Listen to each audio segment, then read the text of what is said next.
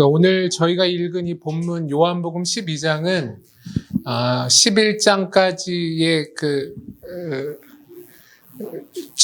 내용에서 장면이 이제 전환됩니다. 요한복음 1장에서 11장까지는 기적 그리고 표적의 책이라고 얘기합니다.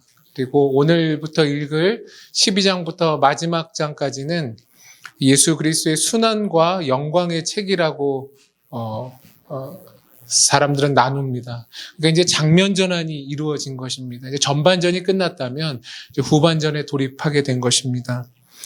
그러면 예수 그리스도께서 이 땅 가운데 그 성육신하신 목적은 이 요한복음 12장에서부터는 이제 좀 더 이제 구체적으로 묘사되기 시작합니다. 요한복음 12장 1절은 6월절 엿새 전에 이렇게 시작합니다. 우리가 다 아는 것처럼 6월절에 어린 양으로 십자가에서 돌아가셔서 인류의 그 대속을 감당하기 위해 오신 예수 그리스도라면 이제 12장부터는 그 십자가 도상으로 예수님께서 좀 더 이렇게 다가가시는 모습을 우리는 눈으로 볼 수 있습니다. 그러니까 예수가 오신 그 클라이막스 십자가 상으로 이제 12장은 좀 더 자세하게 이제 설명하기 시작하는 것입니다. 우리 1절부터 8절까지 저와 여러분 교독 한번 해보도록 하겠습니다. 우리가 요한복음을 이제 중간 정도까지 보게 되었는데 이제 요한복음을 보게 되면 요한복음은 이제 빛과 어둠 그리고 이제 생명과 죽음 그리고 믿음과 불신 이렇게 이게 반대되는 개념을 아주 명확하게 곳곳에 기록하고 있다는 것을 우리는 살펴볼 수가 있습니다. 이제 6월절이 얼마 남지 않은 시점에 예수님께서는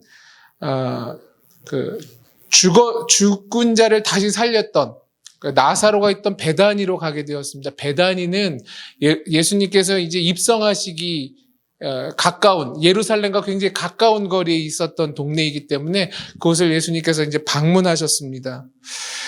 나사로의 그 기적, 죽었다가 살아나는 기적을 가깝게는 가족이 경험했고 그러한 모습을 이제 동네 사람, 베단이라고 하는 동네 사람들은 모두가 다 경험했기 때문에 예수님이 오신다라고 하는 소식을 듣자 이 베다니 마을에서는 잔치가 벌어진 것입니다. 요한복음 12장 2절은 이렇게 이야기합니다. 거기서 예수를 위하여 잔치하셨어요. 그러니까 이 잔치의 주인공은 누구죠? 예수인 것입니다. 예수가 한 가족 그리고 한 마을 가운데 아주 경사스러운 일을 벌이셨다는 것을 사람들이 마음에 품고 지금 잔치를 벌이고 있는 것입니다. 여러분 잔치는 뭡니까?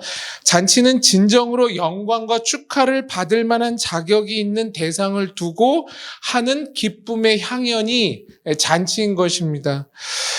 베다니의 잔치는 죽은 자에게 생명을 주신 예수 그리스도를 중심으로 하고 또 죽었다가 다시 살아난 이런 놀라운 기회와 은혜를 경험한 당사자, 나사로뿐만 아니라 가족, 그리고 그것을 이제 측근에서 봤던 수많은 마을 사람들이 기쁨과 감격을 나누는 현장이었던 것입니다. 그것이 이제 베다니의 잔치의 모습이었던 것입니다.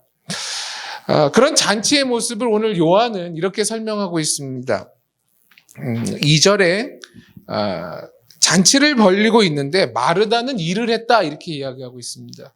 이 마르다가 일을 했다라고 하는 말은 뭐냐면 음식을 나르는 그 시중을 하느라 정신이 없었다 이거예요. 그래서 이 원문에 쓰여졌던 동사는 분주하게 계속적으로 왔다 갔다 했던 것이니까 마르다 자체는 굉장히 부지런했던 사람인 것입니다. 자신의 오빠를 살려준 그 예수님께 하나라도 더 음식을 대접하려고 분주하게 왔다 갔다 하는 모습이 오늘 이게 마르다의 모습이었습니다. 죽었다 다시 살아난 나사로는 어떤 모습이었죠? 그래도 이제 남자 중심의 사회였기 때문에 예수님과 함께 뭐예요? 이제 식사를 하고 있었습니다. 근데 우리가 아는 것처럼 지금도 보니까 TV에서 중동 사람들에게 기울여서 기대해서 밥을 먹더라고요. 그렇게 앉았다는 말이 기대어 앉아서 예수님과 지금 남자로서 이제 식사하는 것입니다. 우리나라랑 좀 비슷하죠, 분위기가. 그런데 이제 중요한 것은 마리아는 어떤 모습이었냐? 오늘 본문에 보니까 지극히 비싼 향유, 순전한 나드, 그러니까 아주 버진 올리브유 같은 아주 깨끗하고 비싼 나드라고 하는 향유 한 근을 가지고 와서 예수님께 붓는 아주 돌발적인 상황이 벌어진 것입니다. 이것이 이제 잔치의 모습이었습니다. 전체적으로 시끌벅적했겠지만 좀 더 자세하게 들어가면 이 나사로의 형제들이 벌이고 있었던, 여러분 상상해 보세요. 마르다는 분주하게 음식을 나르고 정신이 없었고, 또 오빠는 예수님과 함께 마주 대접하시면서 그냥 밥을 먹고 있었고, 마리아는 갑자기 아주 비싼 향유를 깨트려서 예수님께 붓는 장면으로 묘사되고 있다는 것입니다. 여러분, 그 본문의 포커스는 그럼 어디에 있겠습니까? 누구에게 있겠습니까? 우리가 다 잘 아는 것처럼 뭐 노래로도 만들어질 정도였으니까 아마 마리아에게 오늘 본문의 포커스가 맞춰졌을 것입니다. 왜 그럴까요? 여러분, 각자 모두가 예수라고 하는 한 분을 위하여 각자 자신의 역할과 책임을 지금 충실히 감당하고 있는 장면으로 등장합니다. 그렇죠. 마르다는 최선을 다하여 음식을 나르고 시중 들고 있었으며, 또 나사로는 남자로서 그 집의 가장으로서 또 예수님을 접대하고 있었고, 근데 막내만큼은 조금 좀 독특하게 이제 돌발적인 행동을 하는, 각자가 자기 역할과 책임을 다하는 장면으로 등장하고 있는데 왜 유독 저자 요한은 마리아에게 독자들로 하여금 좀 더 이렇게 집중하게끔 만들고 있는가? 여러분, 이 질문을 해야 합니다. 오늘 본문은 지극히 비싼 향유라고 표현합니다. 비싼 향유에서 그치는 게 아니라 지극히 비싼 향유라고 했죠. 그것은 곧 순전한 나드라고 하는 향유인데, 그것도 최상급의 향유를 예수의 발에 부었다, 이렇게 오늘 이야기합니다.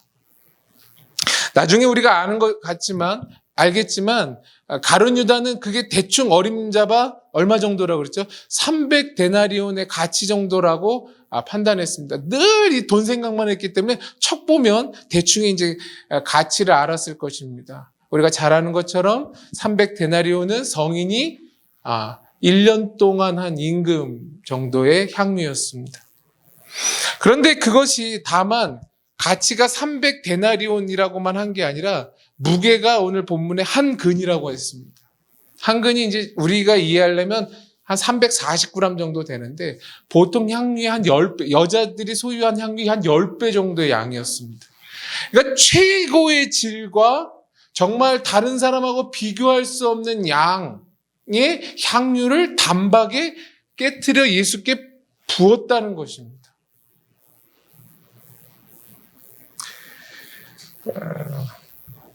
우리로서는 어떻게 이해하면 좋겠냐? 여러 이제 그 내용들을 찾아봤지만, 향유는 그 여인에게 있어서는 뭐 결혼 지참금이다, 뭐 이런 여러 가지 얘기하죠. 자기가 자기 자신이 이제 소유하고 있는 재산이라고 보면 됩니다. 그러니까 여러분으로 말하자면 뭐죠? 결혼 지참금일 수도 있고, 또 여러분의 이제 적금일 수 있는 것입니다. 예금 같은 것입니다. 근데 오늘 본문은 뭐예요? 상상할 수 없는 지극히 비싼, 누군가 들었을 때는 놀란 것을 이제 단박에 깨는 거죠. 그렇게 연초부터 설교하지 않겠습니다. 여러분이 숨겨놨던 통장을 깨셔서 거룩하게 교회를 위해 부으라고 설교하지는 않겠습니다. 왜냐하면 여러분 그런 것들이 이제 없다는 것을 알고, 일단은 있어도 안 하실 것을 제가 알기 때문에, 여러분 그렇게 가면 안 되는 것입니다. 근데 이제 보통 이제 설교는 그렇게 가죠. 이 이스라엘에게 있어서 중요한 손님이 왔을 때에는 그 머리에 보통은 이렇게 기름을 이렇게 붓는 장면이 있습니다. 근데 그러한 기름은, 향유는 지금 오늘 이제 마리아가 깬 향유와 비교할 수 없는 향유인 것이죠. 그 이스라엘 민족에게 있어서는 아주 일상적인 예인 것입니다. 마태복음, 마가복음에도 오늘 본문이 등장하는데, 거기 이제 머리에 부었다 이렇게 얘기를 해요. 근데 오늘 본문은 이제 발에 부었다 이렇게 얘기하죠. 근데 제가 이제 아무리 이제 추론해도 그런 것 같습니다. 그 기름을 머리에 부어 온몸으로 흘러 발까지 적신 것이라고 봅니다. 왜 그러냐면 시편 133편 1절에서 3절은 이러한 표현이 나옵니다. 들어보세요. 보라, 형제가 연합하여 동거함이 어찌 그리 선하고 아름다운고 머리에 있는 보배로운 기름이 수염, 곧 아론의 수염에 흘러서 그 옷깃까지 내림 같고 헐몬의 이슬이 시온의 산들에 내림 같도다. 이렇게 이야기를 해요. 그러니까 형제가 함께 연합하고 함께함이 정말 선하고 아름다워 보이는데 그것을 이제 비유로 얘기해요. 그 비유가 뭐냐면 이스라엘에게 백성에게 있어서 왕이나 제사장이나 선지자를 임명할 때 뭘 부어요? 기름을 부어요, 머리에. 그러니까 오늘 본문은 그 선하고 아름다운 모습을 어떻게 표현하냐면 머리에 기름을 부었는데 그 기름이 수염을 타고 아론의 수염을 타고 옷깃을 적시는 것과 같은 모습이처럼 아름답다 이 말이에요. 헐몬산은 이스라엘에 있어서 맨 위에 갈릴리 위에 있는 산인데 거기에 뭐가 이슬이 맺히면 그 물들이 우리가 잘 아는 것처럼 갈릴리에 내리고 흘러내리고 그 갈릴리의 물들이 온 이스라엘에게 퍼지는 거예요. 그런 것처럼 아름답다라는 거죠. 이런 것을 유추해 보자면 발에 부었냐 머리에 부었냐 이것으로 우리가 싸움을 할 것이 아니라 아마도 이 마리아는 그 비싼 향유를 예수 그리스도의 머리에 한 근이나 되는 굉장히 많은 양, 한 340g 되는 그 액체를 머리에 부었더니 이게 뭐예요? 기울었잖아요. 흘러서 좀 발까지 적셨다고 봅니다. 동의하실 수 있을 거예요, 여러분께서. 근데 이제 거기서 멈추는 게 아니라 아주 더 충격적인 장면이 등장해요. 뭐죠? 오늘 본문에서는 이 여자가 머리를 해치는 거예요. 그리고 그 머리로 뭐 하는 거예요? 그 예수의 그 흘러내린 향유가 발까지 흐른 그 상황에 그 발을 닦는 것입니다. 걸레처럼. 여러분, 동서고금을 막론하고 여성에게 있어서 머리카락은 그 존재 자체입니다. 그렇죠? 그래서 예전에 저희 나라도 이 머리카락을 잘리는 것이 긴 머리를 여성의 상징인 긴 머리를 자르는 것은 굉장한 수치를 의미하죠. 이스라엘을 떠났던 나오미가 룻의 그 시어머니 그 나오미가 머리를 해치는 장면. 괴로운 인생은 이 머리를 해치는 거죠. 여성에게 있어서. 여성이 살겠다고 하면 뭐죠? 머리를 동여매지 않습니까?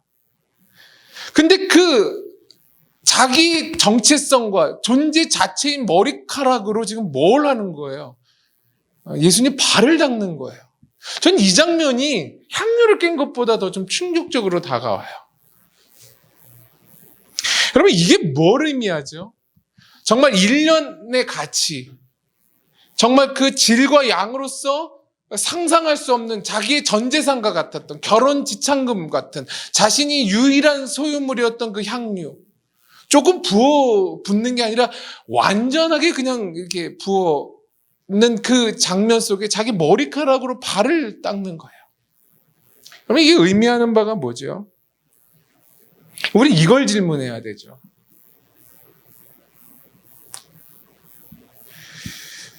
이 마리아는 나사로 오빠가 죽었다가 예수 그리스도를 통하여 살린 이 기적의 사건을 경험하자 아마도 이제 다른 삶의 관점이 생겼다라고 볼 수 있어요. 어떤 관점이었냐면 그건 자신이 생각하는 어떤 물질적인 가치나 현세적인 것, 보이는 것보다 더 큰 것을 본 것으로 좀 보여요. 얼마든지 우리는 그렇게 유추해 볼 수 있죠. 그러니까 어떤 가치죠? 자신이 소유했던 이 소유의 가치, 현세적 가치, 보이는 가치보다 더 큰 가치가 뭐죠? 보이지 않지만 존재했던 생명의 가치를 본 것이죠. 그것이 이제 자기 오빠를 살리신 그 기적의 사건을 통하여 경험한 이 마리아의 신앙이었어요. 그러지 않고서는 자기가 어떻게 생각하면 평생 아끼고 모았던 이 향유를 단박에 깰 수 없었겠죠. 거기서 더 나아가서 자신이라고 하는 정체성을 무너뜨릴 만큼 이것이 정말 아무것도 아닌 것 같은 자신의 머리칼로 그 발을 닦는 이런 행위는 할 수 없었겠죠. 마리아는 자기 자신의 가치보다 더 큰 예수의 가치에 함몰되어 버렸어요. 여기서 보면 마리아는 없는 것과 같이 보여요. 왜 그럴까요?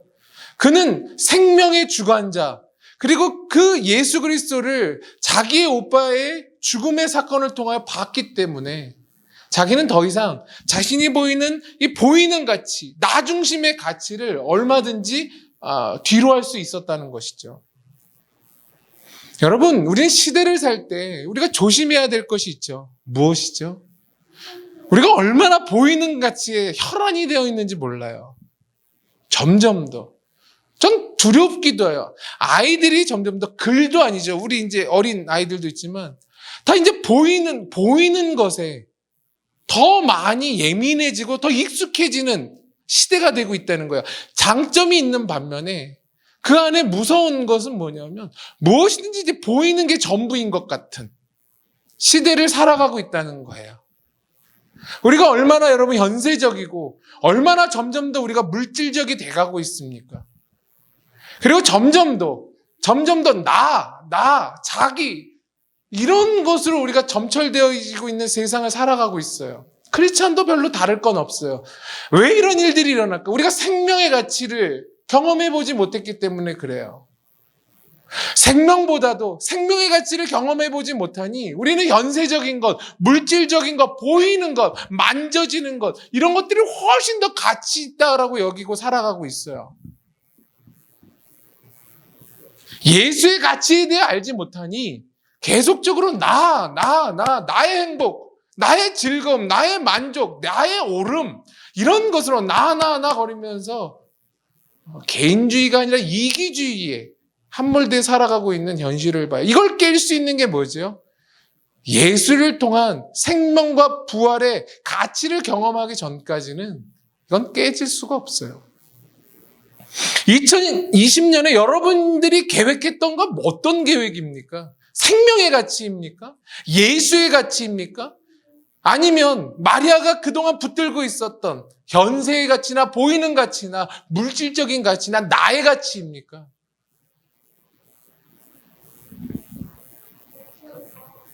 마리아의 신앙 고백은 말에 있지 않았어요. 마리아의 신앙 고백은 오늘 요한이 표현한 지극히 비싼 향유 곧 순전한 나드 한 근에 자신의 신앙이 다 거기에 스며들어 있었죠. 그리고 자신의 머리칼로 예수의 발을 닦았다라고 하는 그 행위에 마리아의 신앙 고백이 다 담겨 있었다는 것이죠. 물질보다 생명, 자기 자신보다 예수 그리스도임을 밝히는 신앙적 고백이 마리아에게 있어서는 말에 있지 않았어요. 어디에 있었죠? 행위에 있었고 행동에 있었다는 것이죠. 저는 저와 여러분이 2020년에는 여러분의 신앙 고백을 말이 아니라 행동과 행위로 하실 수 있게 되기를 축원합니다. 순회선교단의 김용희 선교사님이 아주 거칠게 늘 이렇게 설교할 때 그분이 하시는 아주 대표적인 얘기가 있죠. 사람은 말하는 것으로 그 사람이 아니라 자빠지는 것이 그 사람이다. 그러니까 그 사람이 자빠지는 방향이 그 사람이다라고 얘기를 해요, 그분은. 말로 제 아무리 어쩌고 저쩌고 해도 자빠지는 게 그 사람이라는 거야. 그분은 이렇게 거칠게 얘기하지만 우리의 행동이 우리의 신앙 고백인 것입니다. 여러분, 올해는요, 저희가 행위로 좀 주님 앞에 우리 신앙 고백을 좀 하실 수 있게 되기를 바랍니다. 말로 섬기지 마시고, 입으로 뭘 하지 마시고, 명분을 얘기하지 마시고, 기도하십시다, 사랑합시다, 뭐 하십시다, 이렇게 입으로 하지 말고, 우리 행동으로 좀 하시기를 바라요. 여러분, 그것이 여러분 진짜 배기입니다. 아까도 말씀드린 것처럼 구약 시대에는 왕이나 제사장이나 선지자에게는 이렇게 기름을 붓는 이렇게 행위를 해요. 그리고 이스라엘 민족에게 있어서는 장사를 지낼 때 향유를 바르기도 해요. 그러니까 이 마리아는 제가 이제 계속적으로 설교를 준비하면서 이렇게 궁금했던 건 마리아는 정말 예수님의 죽음을 알고 이 행위를 했을까라고 했을 때 저는 조금 부정적이에요. 그러지 않았을 것 같아요.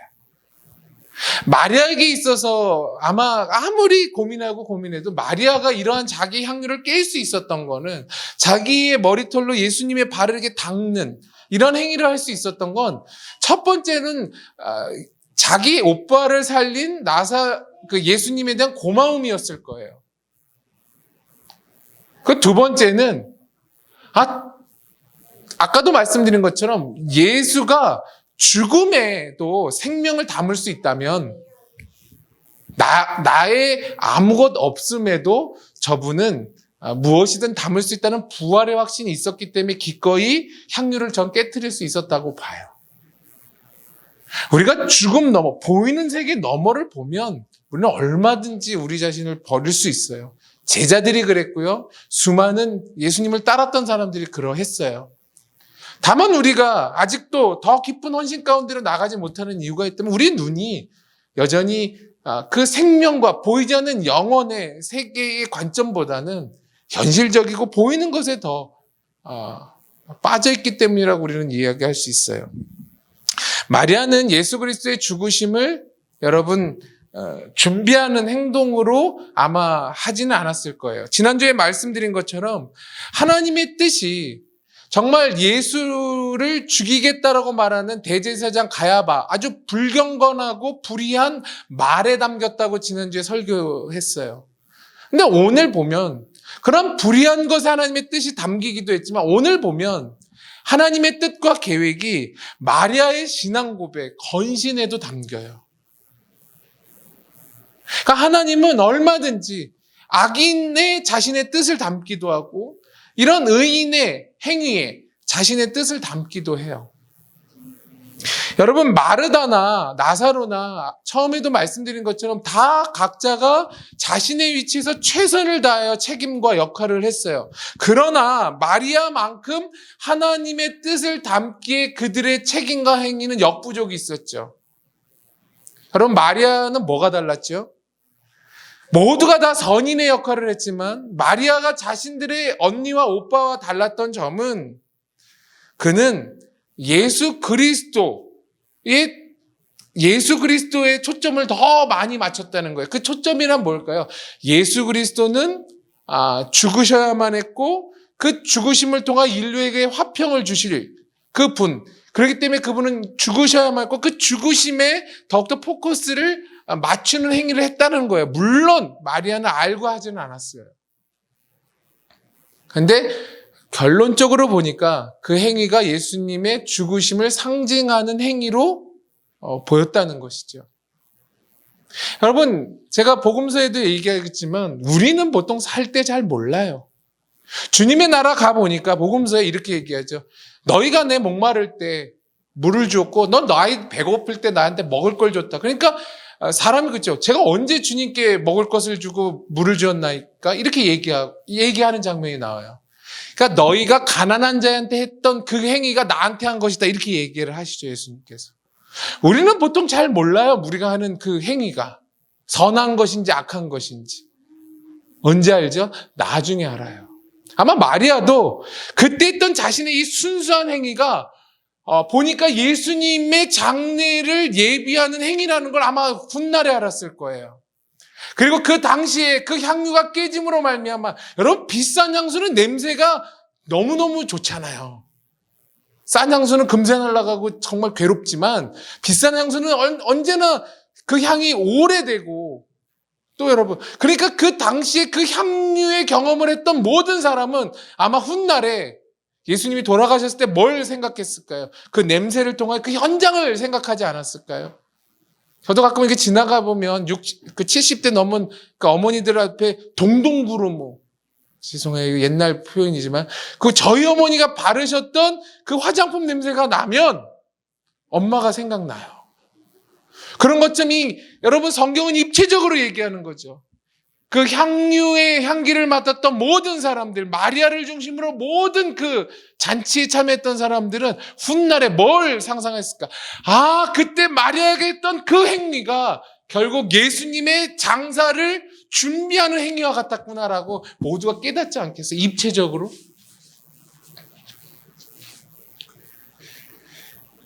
그런데 이러한 상황에 찬물을 꼈는 사람이 있죠. 꼭 악인은 있어요. 그 사람이 누구죠?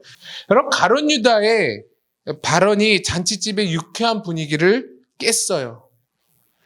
마리아의 고귀한 희생과 헌신을 물질적인 비용을 계산하는 인색하고 차가운 권고로 흐려놓으려 했어요. 한 제자의 진실과 진심 없는 명분이 한 여인의 의롭고 고귀한 행위를 무색하게 하려 했습니다. 하지만 우리가 아는 것처럼 어둠은 빛을 이길 수 없었어요. 예수님께서 그렇게 말씀하시죠. 12장 7절에 예수께서 이르시되 그를 가만두어 나의 장래할 날을 위하여 그것을 간직하게 하라. 가난한 자들은 항상 너희와 함께 있거니와 나는 항상 있지 아니하리라 하시니라. 예수님 누구 편 들어주세요? 마리아 편을 들어주세요. 예수 그리스도는 정말 마리아의 행위의 저변에 깔려있는 그 속마음을 온전히 해석하실 수 있는 분이세요. 예수님 그렇게 우리를 다 이해하세요. 하지만 가룟 유다는 무엇으로 판단했죠? 보이는 것으로 판단했죠. 왜 낭비를 하느냐? 오히려 명분이 굉장히 좋잖아요. 한번 깨고 왜 그걸 없애냐? 그걸 오히려 팔아서 가난한 사람에게 나눠주는 것이 훨씬 괜찮은 제안 아니겠냐라고 얘기하죠.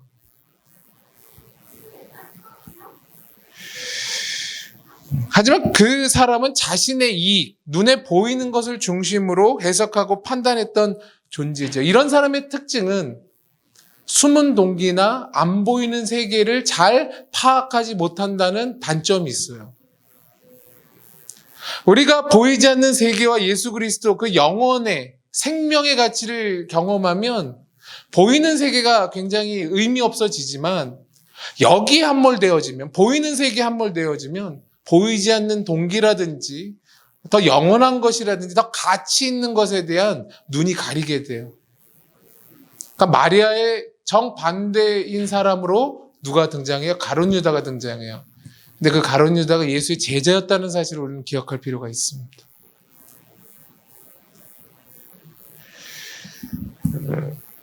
가룟 유다는 생명의 가치보다 물질적인 가치가 더 컸던 사람이죠. 심지어 나중에 자신의 스승조차 뭐랑 바꿔요? 돈과 은수문양과 바꾸지 않습니까? 은전 수문양과 바꾸잖아요. 이 사람은 모든 것이 금전적이고 물질적인 사람이었어요. 보이는 세계에 함몰되어 있던 사람이었어요.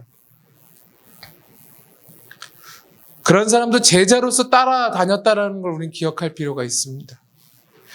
오늘 본문에 등장한 마리아도 가룟 유다도 모두 성부 하나님의 계획이었던 예수 그리스도의 죽음에 상관이 있었던 사람임을 우리는 명심해야 돼요.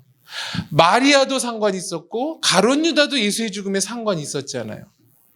한 사람은 예수 그리스도의 죽으심을 자기의 모든 것을 포기하면서까지도 드러냈던 사람으로 등장하는 반면 또 한 사람은 그토록 예수 곁을 3년이나 지키면서도 악인을 자처해 죽으심에 동조했던 사람으로 성경은 묘사하고 있어요. 왜 이러한 결과를 낳게 되었는지 마지막으로 다시 한번 되뇌임으로 저는 설교를 마치려고 해요. 왜 이런 일들이 일어났는가?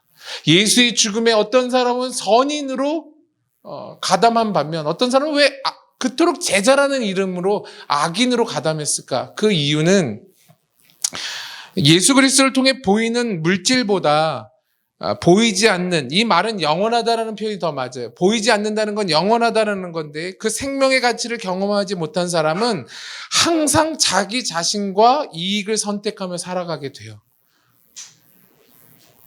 한번 기억하십시오. 영원의 세계, 보이지 않는 세계를 경험하지 않은 사람, 그 가치를 모르는 사람은 항상 나와 나의 이익만을 위해 살아가요. 그럴 수밖에 없는 구조이죠. 반면 마리아와 같이 보이지 않는, 즉 영원한 생명의 가치를 삶으로 경험한 사람은 자기 자신을 포함한 자신의 모든 것을 기꺼이 예수의 발 앞에 둘 수 있는 것입니다. 이것이 마리아와 가룟 유다가 나뉘었던 그 지점인 것이죠.